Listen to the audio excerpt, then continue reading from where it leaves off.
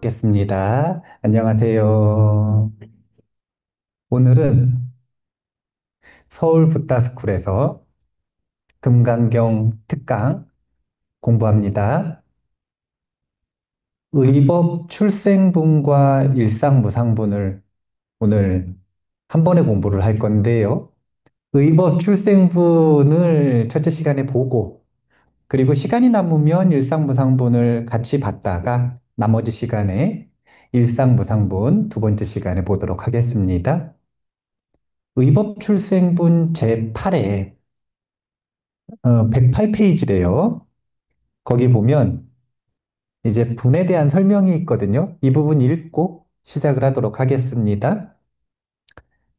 증득함이 없고 설함이 없으면 공에 빠질까 두려워 일체의 모든 부처님께서 다 이 경을 쫓아 나타나시는 까닭에 의법 출생분으로 이를 받았다. 지난 시간에 무설분을 했는데,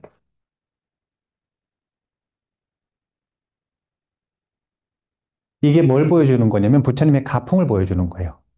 부처님의 가풍이라고 하는 것은 뭐냐면 다른 게 아니라 반야법을, 무상의 반야법을 가풍으로 한다라는 거예요.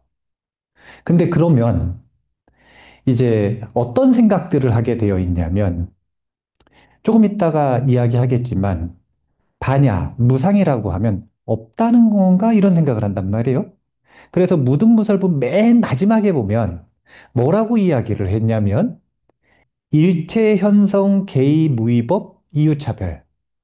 그래서 제가 무위차별 이렇게 기억하면 된다 그랬죠. 무위차별.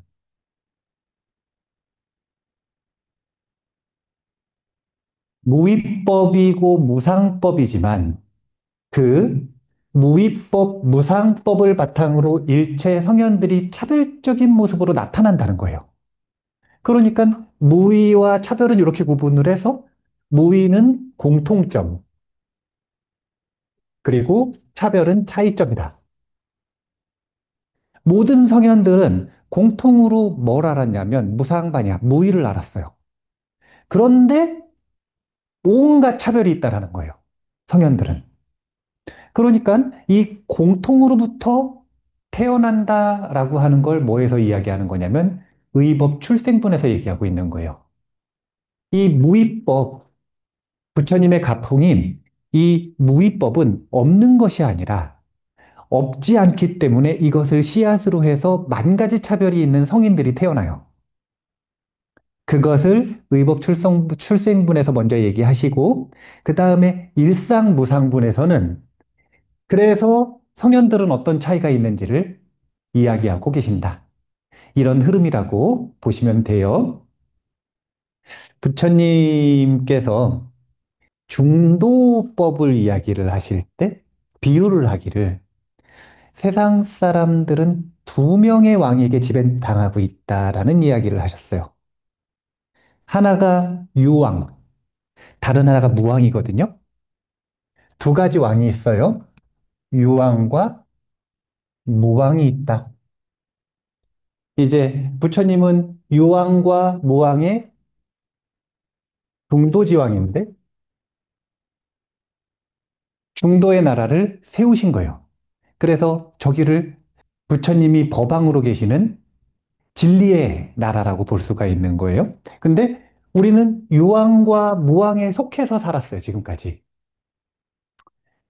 이 두 명의 왕을 섬기는 데는 병이 생겨, 병. 부작용. 유왕을 섬기면 어떤 병이 생기냐면 이따병인데 이게 뭐냐면 항상하다. 변하지 않고 항상한 것이 있다. 이런 병이 생겨요. 무왕을 생기면 이제 없다병인데 이게 뭐냐면 단멸. 끝이다. 이거 끝나면 끝이다. 이런 병이 생겨요. 그래서 이 둘을 끊임없이 왔다 갔다 하는 게 중생이라. 우리는 의견을 살다 보면 바꿀 것 같으세요? 안 바꿀 것 같으세요? 네, 쉽게 안 바꾸지만 바꿉니다. 그러니까 우리의 윤회 세계 속에서 우리의 가치관이라고 하는 건 결국은 여기를 왔다 갔다 하는 거예요, 이렇게. 있다 그랬다가 아닌 것 같으면 없다 그랬다가 없다 그랬다 아닌 것 같으면 있다 그랬다가 이걸 계속 왔다 갔다 하는데 부처님께서는 있지도 않고 없지도 않은 중도라고 하는 공성을 얘기하셨어요. 이것은 있지도 않고 없지도 않다는 뜻이기도 하고 있기도 하고 없기도 하다는 뜻이에요. 그러니까 이런 측면에서는 있다라고 말할 만하고 이런 측면에서는 없다라고 말할 만한 입체적인 존재가 만법이다. 이렇게 얘기하는 게 중도법이거든요. 이 두 가지 병에 대한 약이 있어. 항상하다, 단멸하다는 중도의 약을 쓰는데 항상하다라는 착각을 깨버리기 위해서는 뭐가 있는 거냐면 무상반야가 있어. 단멸한다라는 병을 깨기 위해서는 뭐가 있냐면 자비, 고시의 가르침이 있어요. 그러니까 지혜와 자비를 합쳐서 보리심의 약이 있다. 이렇게 말하는 게 금강경의 구조거든요. 이 얘기를 왜 하냐면 오늘 공부할 부분이 무등무설불에서를 뭘 얘기했냐면 무상반야를 얘기했잖아요. 그러면 이제 뭐 어떤 병에 걸리게 되어 있냐면 무상반야라 그랬더니 아 그러면 끊어지는 건가 보다. 억답병에 걸린 사람들을 위해서 먼저 자비보시의 의법출생분을 말하고 제보시의 공덕과 법보시의 공덕이 있다 그랬거든요. 그러면은 아 있나 보다. 이따병에 걸린 사람들을 위해서 일상보상분에서는 다시 반야의 약을 주시는 거예요. 이렇게 금강경은 자비를 한번 말했다, 반야를 한번 말했다, 자비를 한번 말했다, 반야를 한번 말했다, 끊임없이 왔다 갔다 해요. 왜 왔다 갔다 하냐면은 사람들이 왔다 갔다 하니까. 그래서 오늘은 다른 날은 보통 품을 하나씩 했지만 오늘은 두 가지 품을 함께 봄으로써 한 번은 자비에 대한 가르침, 다른 한 번은 반야에 대한 가르침을 세트로 완성형으로 한번 봐보겠다. 이런 오늘의 강의 구조라고 보시면 됩니다. 법 출생부는요, 사실은 구조가 되게 단순해요. 뭘 물으시냐면 첫 번째는 제보시의 공덕이 많은가 이렇게 물어보세요. 자, 제보시를 하는 것은 공덕이 많은가요, 적은가요? 네, 착각하시면 안 돼요. 분명히 많다 그러세요.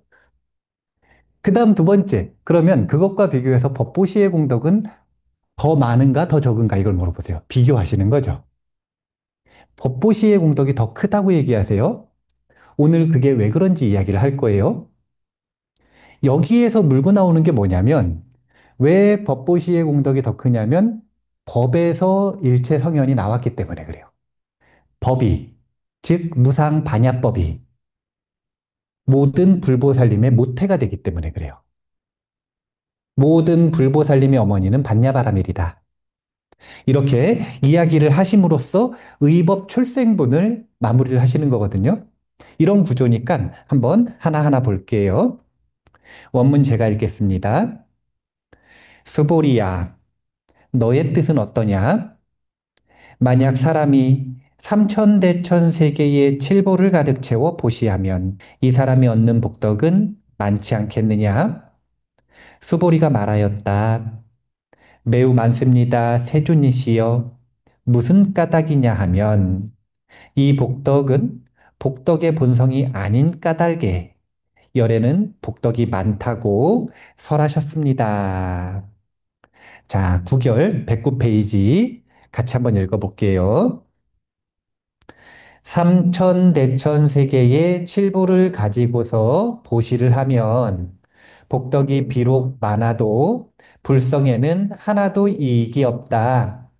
마하반야 바라밀다에 의지하여 수행해서 자성으로 하여금 모든 생사에 떨어지지 않게 하는 것이 복덕의 본성이다. 자, 삼천대천 세계의 칠보를 가득 채워서 보시를 하면 복덕이 많기는 많대요. 그런데 불성에는 하나도 이익이 없대요. 그럴 것 같으세요? 아닐 것 같으세요? 일단은 그런 거예요.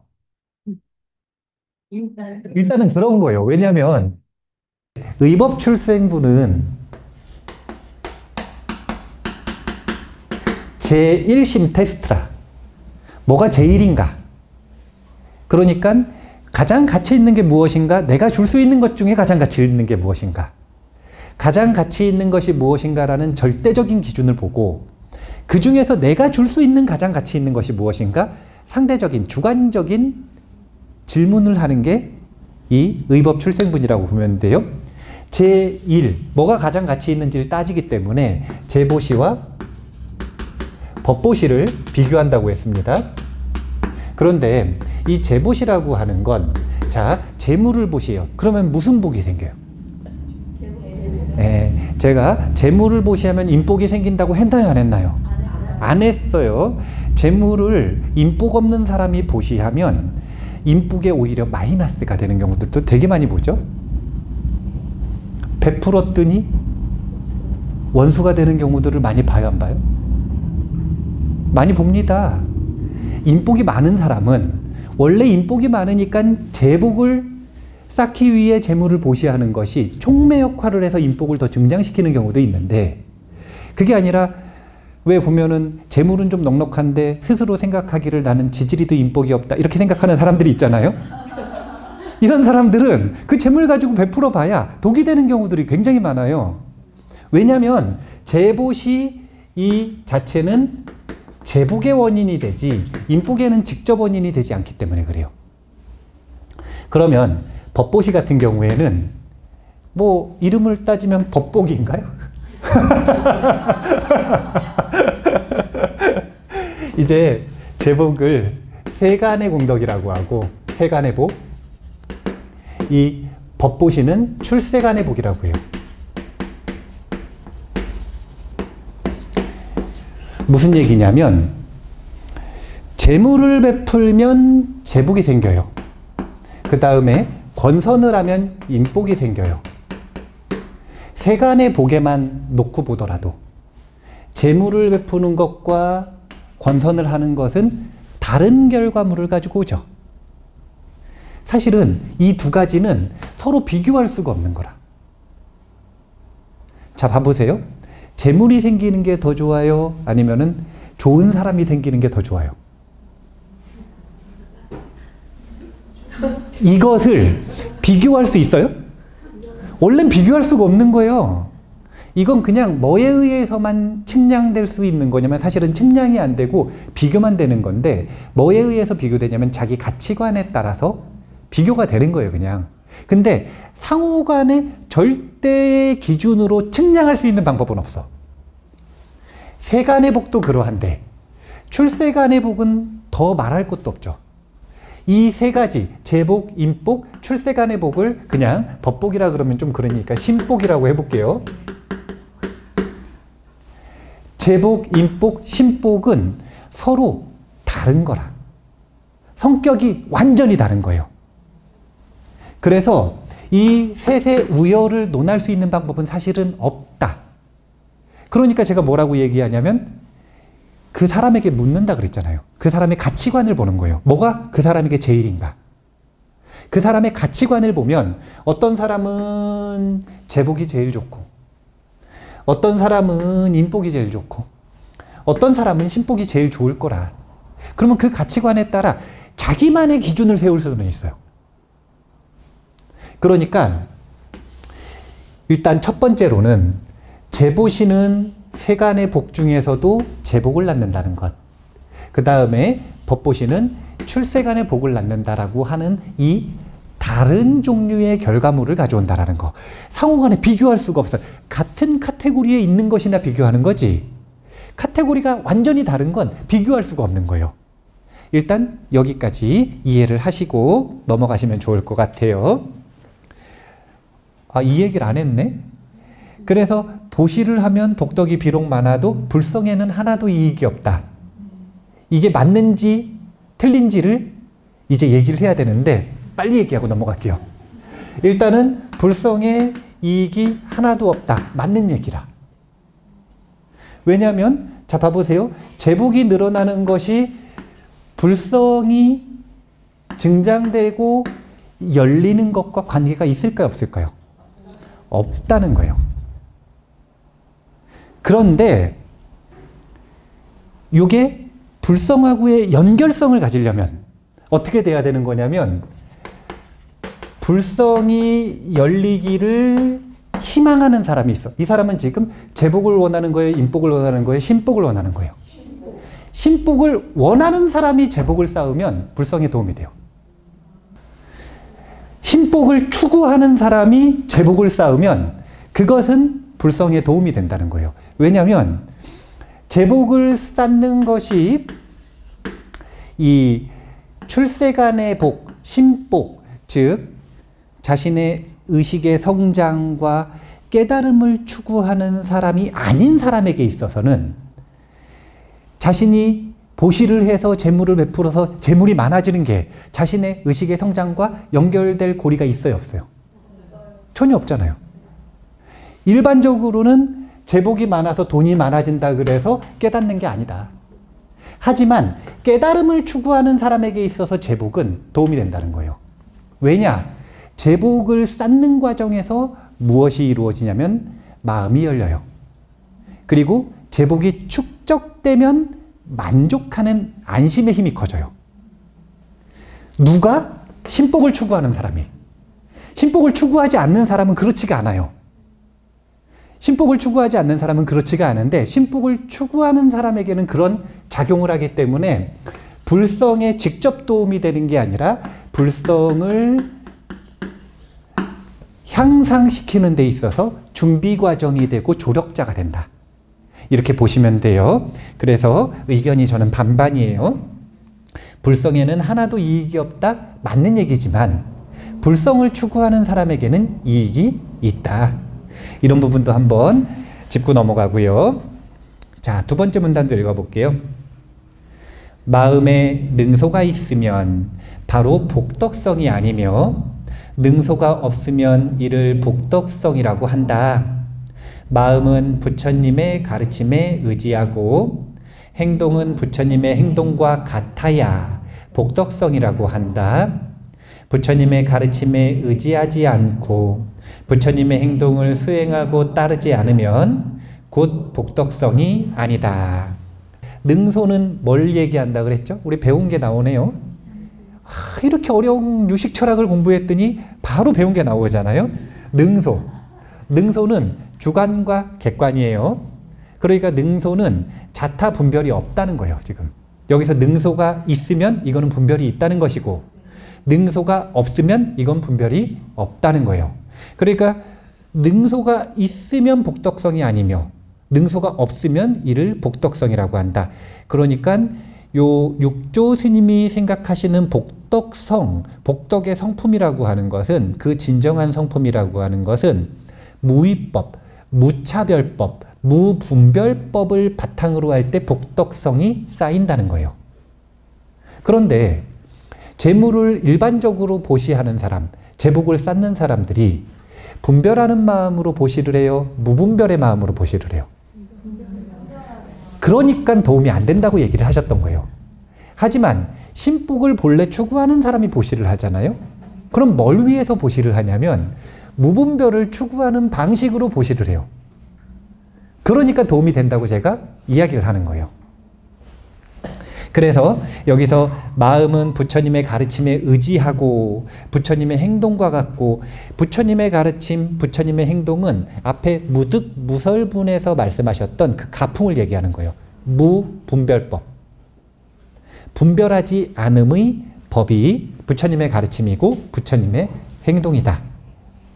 그래서 지금 여기에서 육조 스님이 이 말씀을 붙이신 걸 한번 생각을 왜 붙이셨는지 생각을 한번 해보면 이 문단을 구성한 의도를 생각을 해보면 이 칠보를 가지고 제보시를 하면 불성에는 하나도 이익이 없다는 거예요? 있다는 거예요? 일반적으로는 없는데 있는 방법을 알려주신 거라. 그게 뭐냐면 부처님의 가르침, 부처님의 행동, 무분별법을 추구하면서 보시한다면 그것은 불성에 이익이 있다. 불성에 어떻게 이익이 되는지 방법을 알려주신 거라고 생각을 하시면 돼요. 110페이지 원문 제가 읽을게요. 만약 어떤 사람이 이 경 가운데 삭구계 등을 받아지녀 남을 위하여 설하면 그 복덕은 저것보다 뛰어나니라. 법보시에 대한 이야기인데요. 구결을 읽고 한번 해석해 보죠. 같이 읽겠습니다. 111페이지. 12부 가르침의 대의는 모두 삭구계 속에 있으니 어째서 그러한 줄 아는가? 모든 경 속에서 찬탄하는 삭구계는 바로 마하반야 바라밀이다. 왜냐하면 마하반야는 모든 부처님의 어머니이시니 3세의 모든 부처님께서 모두 이 경을 의지해 수행하여 성불하셨다. 일단 여기까지 읽을게요. 자, 12부 가르침의 대의는 모두 삭구경 속에 있대요. 지금 요 삭구경은 뭘 받은 거냐면 경전 원문에 이 경 가운데 삭구계 등을 받아지녀 남을 위해 법보시하면 그것이 저 복덕보다 뛰어나다라고 하는 이 삭구계를 말하는 거예요. 그런데 이 삭구계가 아무 삭구계라는 거예요? 아니면 반야바라미를 담고 있는 삭구계라는 거예요? 그러니까 삭구계의 의미를 광의로 해석한 게 아니라 완전히 협의로 해석을 하신 거예요. 그냥 아무 삭구계나 보시한다 그래서 칠보보다 더 뛰어난 공덕이 있는 것이 아니라 금강경 원문에서 육조 스님이 생각하시기에 그 말하는 삭구계는 뭐냐면 마하반야 바라밀다를 담고 있는 삭구계다. 이렇게 완전히 좁히신 거예요. 삭구계의 내용을. 그러니까 그 삭구계가 금강경에는 몇 가지가 있는 거냐면 4가지가 있는 거죠. 마하반야 바라밀다를 담고 있는 삭구계가 4가지 대표 개송이 되는 겁니다. 자, 반야심경에서 말하기를 같이 읽어볼게요. 반야심경에 말하기를 3세의 모든 부처님은 반야 바라밀다에 의지하는 까닭에 안욕따라 삼맥삼보리를 얻는다라고 하였다. 스승을 따라서 배우는 것을 수라하며 뜻을 이해하고 수행하는 것을 지라고 한다. 스스로 이해하고 수행하면 자기의 이익되고 다른 사람을 위하여 연설하면 남을 이익되게 하니 공덕이 광대하여 끝이 있을 수 없다. 그러니까 삭구계를 수지하고 위인 해설한다고 했는데 수지하고 위인 해설하는 건 오종법사행을 다 말하는 거거든요. 수지 내지 위인 해설까지 이야기를 하는 거니까 일단 오종법사행 뭔지 다 아시지만 오종법사행이 있어요. 오종법사행은 원래는 오종 수행이 있고 또 동시에 오종 법사행이 있는 거예요. 오종수행과 오종법사행은 마음 하나의 차이라. 어떤 차이냐면 오종수행과 오종법사행은 항목이 똑같아요. 어떤 항목이냐면 수지, 독, 송, 서사유통, 위인해설 이렇게 5종이에요. 일단 수지라고 하는 건 지니고 있는 거예요. 그때 당시에는 책이 너무 귀했어요. 그래서 그 책을 그냥 가지고 있는 것만으로도 엄청난 수행이라. 요즘도 마찬가지예요. 오늘 금강경 품고 오셨어요? 왜? 수첩 금강경을 드렸는데 왜 안 품고 다니세요? 품고 다니기 쉬우라고. 주머니에 딱 들어가는 아니면은 백에 딱 들어가는 이 수첩 금강경을 드렸는데 왜 수지를 안 하는가? 수지를 안 하니까 어떻게 되냐면 독을 안 하죠. 수지를 하면 갖고 다니다가 주머니에 거슬럭거리면 탁 빼가지고 읽게 돼요, 안 읽게 돼요? 읽게 되죠. 수지를 하면 자연스럽게 독이 되는데 수지를 안 하니까 독을 안 하더라. 독이라고 하는 건 읽는 거. 그러니까 요즘으로 치면 독송. 송이라고 하는 건 독송이 아니라 암송을 얘기하는 거예요.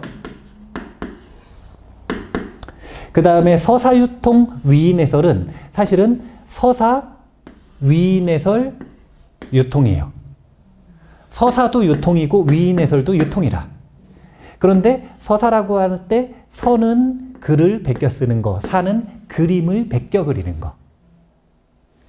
그래서 서사 수행과 그 다음에 위인 해설을 하는 수행까지 해가지고 전부를 자기의 수행이라고 생각하면 오종수행. 근데 자신의 수행인 동시에 법사행이라는 자각이 있으면 오종법사행인 거예요.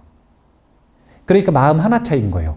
내가 이걸 왜 하는가? 왜냐하면 우리가 금강경을 수지하고 있는 건 우리 대한불교 조계종 종도들이라면 웬만하면 다 수지하고 있어요? 안 하고 있어요?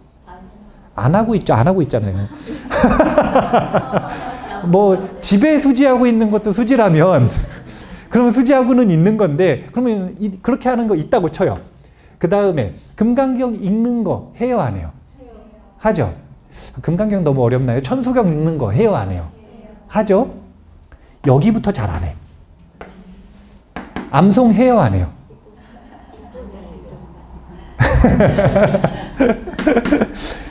서사 이거는 조금 하기는 해요. 근데 하다 말다 하죠. 그 다음에 제일 중요한 게 위인해설인데 이거를 안 해요. 이게 중요한 거거든요. 원래 금강경은 엄청 활동적이고 엄청 적극적인 경전이에요. 보살습 운동이거든요. 운동권 경전이라. 그러니까 엄청 적극적으로 원래는 보살승 운동을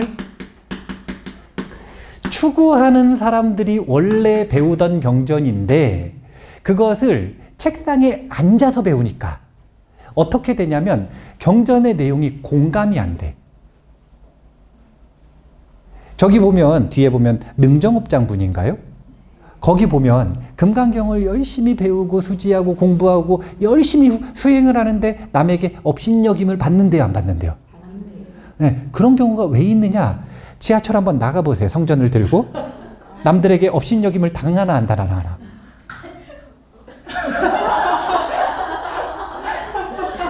곧바로 당하겠죠. 남에게 업신여김을 곧바로 당하죠. 그러니까 능정업장분이 사실은 있었던 거예요. 그런데 부처님은 준비 안 된 사람한테는 함부로 말하지 말라고 하셨잖아요. 그래서 제가 어떻게 이야기를 할 거냐면 그래서 이 오종법사행을 일단은 자 봐보세요. 오종수행을 일단 1번으로 해야겠어요? 안 해야겠어요? 자 제가 딱 정해 드릴게요. 수지 도까지만 하고 여기서부터 하지를 않으니까 어떻게 되는 거냐면 경전 공부가 자신의 삶을 완전히 바꾸지 못하는 거예요. 경전 공부도 하나의 완벽한 수행책이거든요. 경전 공부만으로도 아라한과를 얻을 수 있어요. 그런데 1단계, 2단계, 3단계, 4단계, 5단계라면 1단계에서 멈추거나 2단계에서 멈추니까 여기까지 얻을 것만 얻든지 아니면 여기까지 얻을 것만 얻고 더 이상 경전으로는 뭘 얻질 못하는 거예요. 그래서 오종수행은 반드시 해야 되는 거예요. 이거는 두뇌를 바꾸는 완벽한 교육체계예요. 자력의 측면에서 볼 때, 자리의 측면에서 볼 때 오종수행은 무조건 해야 된다. 그런데 자신이 오종수행을 하는데 니까야 공부하는 사람이 아니고 보살승 운동 텍스트인 본심 공부하는 사람이라면 오종수행을 하는 게 아니라 처음부터 오종법사행을 한다라는 마음으로 오종법사행을 해야 돼요. 이걸 반드시 해야 되거든요. 그런데 요거를 할 때 자 이제 위인해설, 오늘 이슈가 된 이야기, 요 위인해설을 하러 나가야 돼요. 부처님 당시에는 오종법사행을 어디 가서 했냐면 탑 주변에 가서 하셨어요. 이게 뭐냐면 탑 주변은 성지순례 온 사람들이라. 성지순례를 왔다라고 하는 건 부처님 좋아해서 온 거잖아요. 그런데 부처님의 더 오리지널한 가르침, 그리고 더 상승의 가르침을 모르고 있기 때문에 그걸 전달하는 거예요. 그러니까 오종법사행에서 위인해설은 어디 가서 하라 그랬냐면 성지에 가서 하라 그러셨어요. 그러니까 지하철로 나가라는 건 아니에요. 그런데 중요한 건 불교에 우호적이고 불교를 궁금해하는 사람들에게조차 왜 자신의 공부를 말 못하느냐. 이건 문제가 있는 것이다. 오종법사행을 해야 돼요. 자, 요거 지금 왜 이야기가 나왔죠? 오종법사행? 제가 몰라서 묻는 거 아니고 환기시키는 거예요. 환기시키는 거예요. 그게 뭐였냐면 법보시가 어떤 공덕이 있는가 이걸 지금 이야기하고 있잖아요. 이 삭구계, 지금 여기서 말하는 삭구계는 다른 삭구계 아니라 그랬어요. 84,000경전 속에 삭구계가 여러 개가 있단 말이에요. 유명한 삭구계들이 얼마나 많아. 법구경에만 해도 400개 송이 넘는 삭구계가 있는데, 그러면 그 모든 삭구계가 전부 다 이 찬탄하고 있는 법보시 공덕에 해당되는 삭구계냐? 그게 아니라는 거예요. 그 중에서 반야바라미를 담고 있는 삭구계. 그래서 금강경에선 딱 4가지만 뽑는 거라니까요. 그 삭구계가 왜 금강경 전체를 대표하느냐? 금강경이 결국은 무득, 무설, 반야의 가풍을 이야기하는 것이기 때문에 그 결론을 담고 있는 삭구계는 금강경 전체를 말하는 것과 같고, 또 두 번째, 그러면 요 금강경은 왜 84,000경전을 다 말하는 것 같으냐? 자, 요걸 정리를 해드릴게요. 모태가 있어. 태난습화 중생은 어머니가 있죠. 어머니한테 태어나는 거예요, 중생은. 그런데 중생이 불자가 되기 위해서는 어떤 모태가 있어야 돼요? 삼귀업이 있어야 돼요. 삼귀의 업을 모태로 삼아서 불자가 태어납니다. 그러면 불자가 다시 보살이 되기 위해서는 어떤 모태가 있어야 돼요? 보리심 중에서도 원보리심이라고 제가 표현을 하죠? 그러면 보살이 이번에는 성불하기 위해서는, 부처님이 되기 위해서는 어떤 모태가 있어야 돼요? 이게 바로 반야바라밀이에요.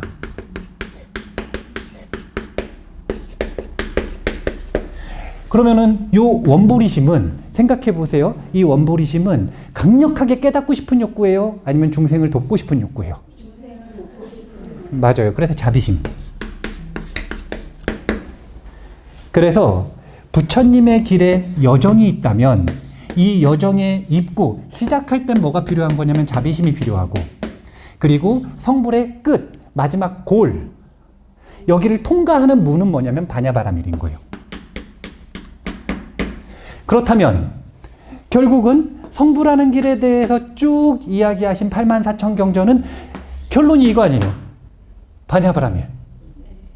그러니까 어떤 논리가 펼쳐지는 거냐면 84,000경전의 골수를 뽑으면 금강경이 되고, 이 금강경의 골수를 뽑으면 반야바라밀이 되는데, 그 반야바라밀을 삭구계에 포함하고 있으니 이 삭구계 하나를 이해했다면, 오종 수행했다면 자기의 이익을 추구하고 얻을 수 있는 것이고, 이것을 다른 이에게 말했다면 어떻게 되는 거냐면 오종 법사행을 추구해서 어떻게 되는 거냐면 요 반야바라밀 어디 갔어요? 반야바라밀의 부처님의 핵심을 전달해서 보시했기 때문에 출세간의 이익을 그 사람들에게 준 것이다. 자, 이제 비교할 수 있어요. 제복이 더 중요한가? 신복이 더 중요한가? 어떻게 첫 번째 비교한다 그랬죠? 자기 가치관, 자기 선호도. 자, 재물이 더 좋아요? 아니면 친구가 더 좋아요? 아니면은 깨달음이 더 좋아요? 이제 이거는 그 평상시에 물어보면 안 되고 진짜 take 1 하고 나머진 잃어버릴 수밖에 없는 상황이 주어졌을 때 보면은 진심이 나오거든요. 진심이 나와요. 근데 이럴 때도 답변하는 게 의미가 없지는 않아요. 왜냐면 자기에게 계속 주입시키는 거니까. 난 이게 더 중요하다. 난 이게 더 중요하다. 선호도에 따라 다르다 그랬죠. 근데 선호도 말고도 결과를 가지고 한번 비교해 볼 수 있는 지표가 생긴 거예요. 그게 뭐냐면, 자, 제복이 있어요. 그러면 뭘 얻는다고요? 재물을 얻는다 그랬죠. 자, 그럼 재물은 뭐 했어요? 아니, 뭐 했어요? 구입하는 데 쓰지. 아, 재물을 뭐 했어요? 구입하는 데 쓰지. 그러면 재물 가지고 뭘 살 수 있느냐? 이걸 따져보는 거예요. 재물 가지고 뭘 살 수 있느냐? 그러면 신복, 즉 깨달음은 이 신복을 가지고도 뭔가를 구입하고 얻는다면 그러면 뭘 얻을 수 있는지, 얼마나 얻을 수 있는지를 비교해보면 뭐가 더 좋은 건지가 나오죠. 뭐가 더 좋은 건지가 나오죠. 자, 일단은 재물로는 재물로 살 수 있는 세간의 모든 것들을 살 수 있어요. 재물로 살 수 없는 것 빼고 다. 근데 너무 중요한 게 재물로 살 수 없는 것에 뭐가 있는 거냐면 마음의 안정이 있어요. 이게 중요해요, 이게. 그런데 요 깨달음, 신복을 가지고는 뭐를 살 수 있냐면 이 깨달음을 바탕으로 한 자신의 행복과 그리고 만중생의 행복을 살 수가 있어요. 그러면 얻을 수 있고 살 수 있는 것의 질의 차이도 있고 양의 차이도 있어. 자, 봐보세요. 재물을 가지고 뭘 샀냐면 재물을 샀어요. 그러면 자기가 사고 싶은 이 재물을 산 이유는 뭐예요? 갖고 싶으니까. 왜 갖고 싶었어요?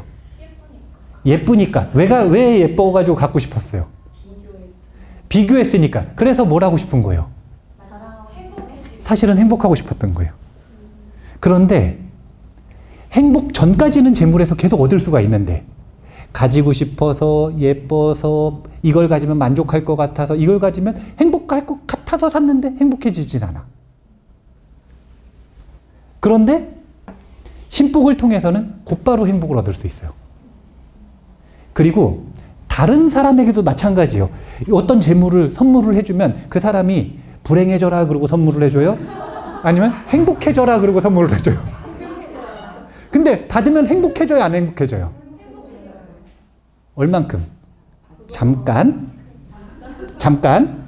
그리고서 곧바로 자신의 신복, 습성대로 다시 마음이 불안해지잖아요. 그런데 깨달음을 선물해주면 그 사람에게 뭘 선물한 것과 마찬가지냐면 마음의 행복의 씨앗을 선물한 것과 마찬가지예요.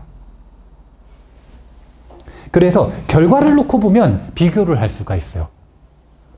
이건 가치관이 아니라 재물이 더 궁극적으로 원하는 것이었나? 아니면 행복이 더 궁극적으로 원하는 것이었냐? 질의 차이. 두 번째는 양의 차이. 질과 양을 다 따져봤을 때 법보시가 더 수승하더라 이 이야기를 하는 거고, 그래서 이 법이 뭐였냐면 사국에, 이 사국에 뭐가 담겨 있었냐면 반야바라밀이 담겨 있는데 이 반야바라밀로부터 모든 성현들이 출현하더라. 이 이야기를 의법 출생분에서 하고 있는 것이다. 어디를 보고 마무리를 할 거냐면 114페이지. 이렇게 쭉 제일심은 사국에다 이렇게 얘기해 놓으시고 제보시보다 법보시가 더 수승하다 이렇게 얘기해 놓으시고 찬물을 탁 끼얹어요. 원문 제가 읽어볼게요.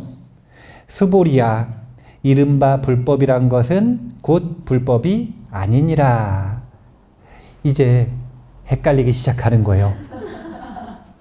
분명히 봐보세요. 구조상 의법출생부는 반야를 얘기하실 차례예요? 자비를 얘기하실 차례예요?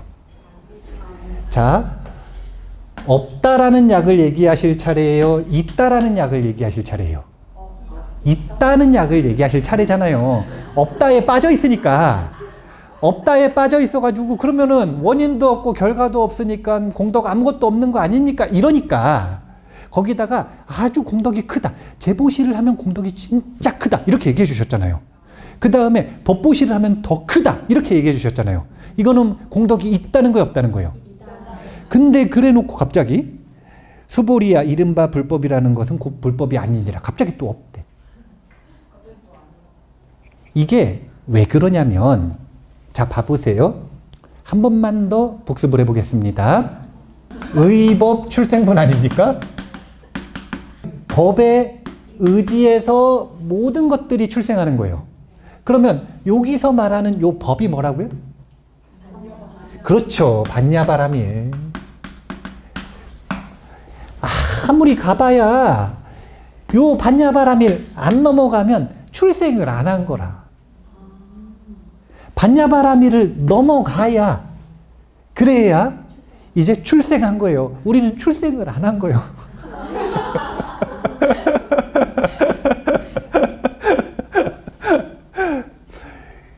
요 법인 반야바라밀이었고 요 반야바라밀을 제1심으로 뭐라고 얘기한 거냐면 금강경 중에 사구계로 딱 협의로 좁혀 놓으셨어요. 그래서 요 사구계를 보시하는 것이 얼마나 수승한 공덕인지 얘기하셨죠. 그런데 중요한 건 이 공덕이 정말 수승해. 아주 뛰어나요. 진짜 뛰어나요. 그런데 안타깝게도 거기 담긴 건 유법이에요? 아니면 반야바라밀법이에요? 반야바라밀법이죠. 그러면 반야바라밀법은 반야바라밀의 태도로 받아들여야겠죠. 그걸 항상 덧붙이는 거예요. 이 사구계가 진짜 수승한 공덕이 있는 건 맞으나 어떻게 이걸 수지하는 것이냐면 반야바라밀의 태도로 수지하는 거예요. 그게 뭐냐면